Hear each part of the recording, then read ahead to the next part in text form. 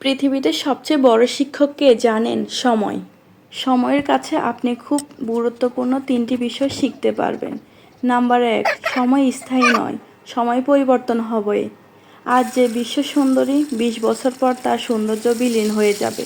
দ্বিতীয়ত, সময় অর্থের থেকেও মূল্যবান। আপনি যদি চেষ্টা করেন জীবনে অধিক অর্থ উপার্জন করতে পারবেন, কিন্তু আপনি শত চেষ্টা করলেও অধিক সময় হাতে কিন্তু ফেরত আসবে না। আপনি যতটুকু সময় নির্দিষ্ট ঠিক ততটুকুই পাবেন।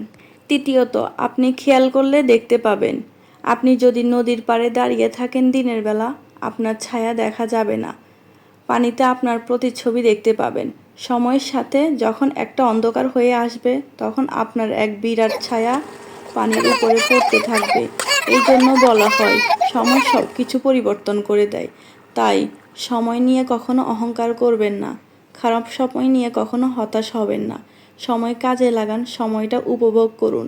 একবার সময় চলে গেলে সেটা আর ফেরত কখনো আসবে না।